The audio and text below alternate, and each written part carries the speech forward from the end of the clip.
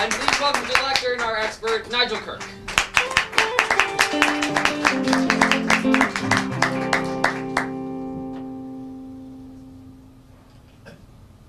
That would be me. Good afternoon, or good evening. My name is Nigel Kirk, and the subject which I have prepared for you is on Bronies. Bronies are a subculture of fans and devotees to the television series My Little Pony: Friendship is Magic. The Bronies, which are predominantly made up of adult males, seems to have a blatant disregard for contemporary social norms, yet have a rich history and should still be evaluated on those merits or their contributions to society.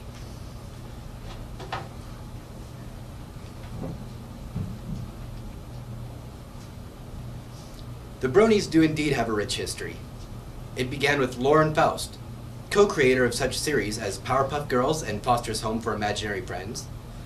She had approached Hasbro with the idea of marketing her Galaxy Girls toy line idea, and instead, Hasbro offered a job trying to resurrect one of their dead franchises, My Little Pony. Faust took the idea and prepared a 40-page presentation, teaming up with colleagues from previous series she has worked on in order to finish the presentation. Hasbro then hired her to work on the series, and gave her full creative control. On October 10th, 2010, the first episode of the two-part pilot aired, 10-10-10 being the date that Hasbro launched its own television station, The Hub. Immediately, the show started receiving mixed reviews. Critics either really loved the show or really hated it. The criticism continued until one historic day. A blogger complained that a tomboyish character with a rainbow-colored mane was a lesbian, because she was, well, tomboyish and had a rainbow-colored mane. The obvious signs that someone must be a lesbian. Many people became shocked that this was either A, true, or B, an absolutely ridiculous assumption, and were shocked that someone would actually assume such a thing. And bloggers all over the internet began to watch the show to see if there was any merits to the accusations. Pretty soon the bloggers, who had become fans of the show, made their way to the website 4chan, the bathroom stall of the internet. And they began defending the series by posting screen caps of the show with humorous captions. The fans of the series made their way onto 4chan's main image board, B, and what has since been known as the Great Pony War, in which there were many casualties began. The users of B did not feel that a cartoon for little girls was appropriate. Also, B tends to smack of racism and homophobia, and of course, adult males watching a little girls show does invite a lot of hate. So the war was on. Eventually, this led to an all-out ban on all pony posts on B, and a ban on all IP addresses linked to pony-related posts. This also led to the new phrase, brothers in ponies, for those who had been kicked off of 4chan, and started their own image board, where they became known as Bronies, short for the phrase B. Now, to discuss characteristics of the Brony culture, I like to look at the humanities, a good baseline for any culture. Music, artwork, literature, language. The fans of the show do everything from making their own music to artwork, some of which is actually really completely adorable. Then there's some of which is classy yet mature. And of course there's some of the ones that are a little more grotesque, like this picture of a pony defecating rainbows. It includes a variety of music.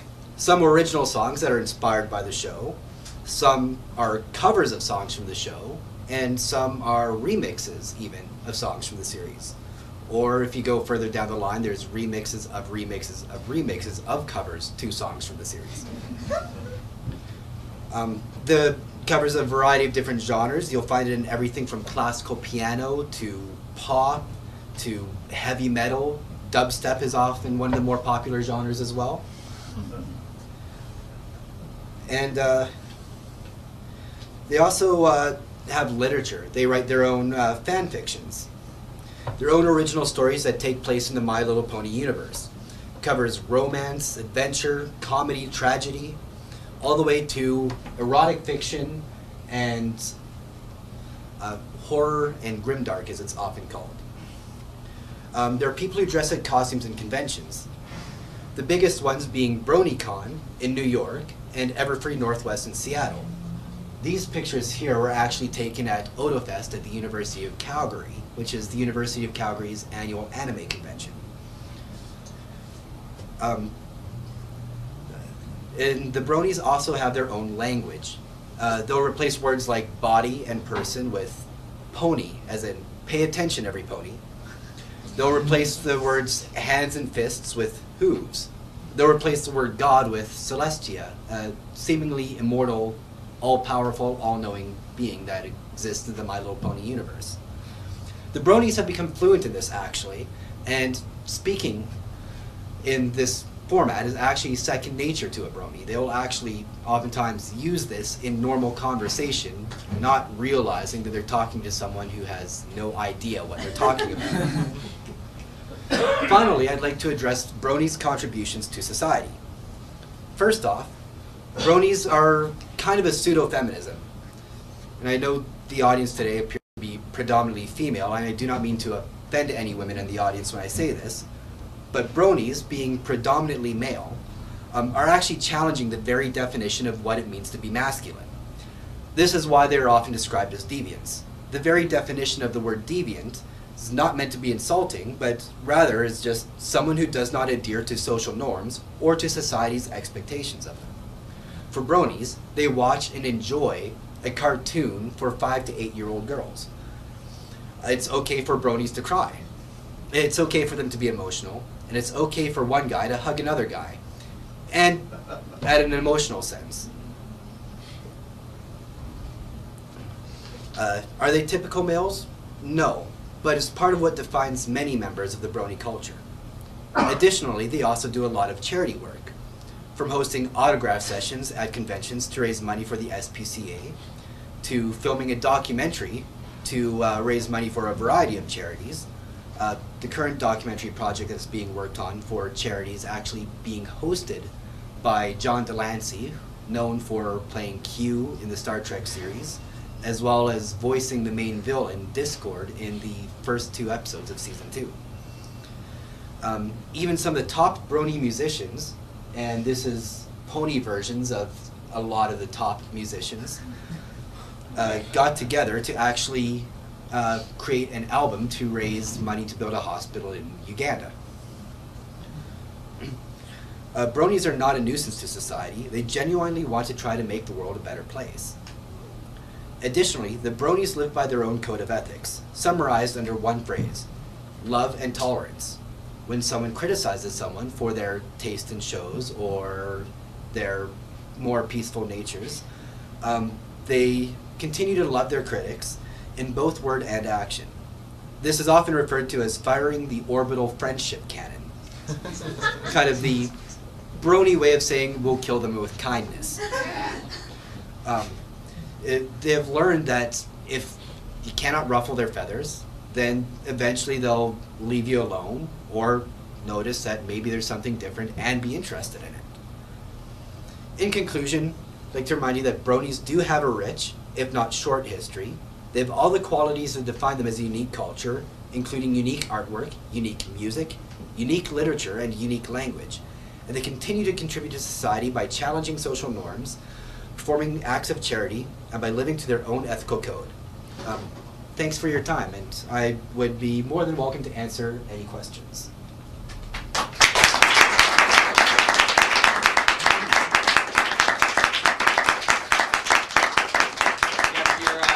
Your chance to ask and find out everything you've ever wanted to know about Brony culture is now. So, questions from anyone at all for Nigel? Yes. Is Brony culture primarily centered in the U.S. or how global is it? It's I'm actually part of a social networking site known as iBrony, and we have members in I think 47 countries. It is the predominant fan base is in Canada, United States, and England, more so in the United States because you can actually get the Hub channel in the United States where we can't here in Canada. But it is a very global phenomenon, as with anything that has its history rooted in the internet. Yes? I'm just wondering if it's quite an underground culture, or if it's a very proud culture, the Brony culture, and mostly just wondering if the community is ostracized because of Many members do, particularly by their family. People who are still in high school as well are often bullied because of it. There have been a few Brony-related suicides. It's not very common, but when they've been ostracized by their family because they may have grown up in a conservative household and their parents all of a sudden think they're gay or pedophiles or whatnot because they watch this show, it does lead to a lot of severe depression. There's not as much hate out there as often believed, but there are a lot of people who are what, instead of in the closet, we refer to it as in the stable. About it. But for the most part, your average Brony will be very, very open about it. Yes? Is there any relating back to the original My Little Pony series, or is it primarily focused on the new series? It's primarily focused on the new series. There are female Bronies out there, oftentimes lovingly referred to as Pegasisters. It sounds hilarious, but this is all true. They'll be the group that will be mainly interested in the previous generations, particularly what's known as G1 and G2.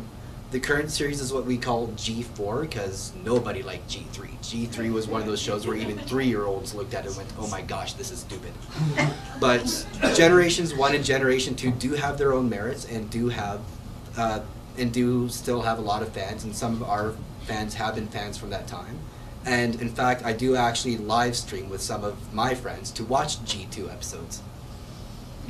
Well, let's go. Oh no, sorry. One more question before we move on. What is it about the pony culture that attracts you to it? For starters, I actually think it's a very good show. The characters actually do have depth to them, unlike previous shows.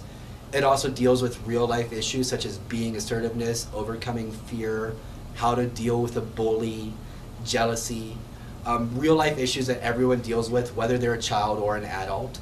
And it sets up realistic ways of dealing with these issues rather than our normal, stereotypical girls cartoon. It's like, oh, we'll just share the cake with a dragon at the end.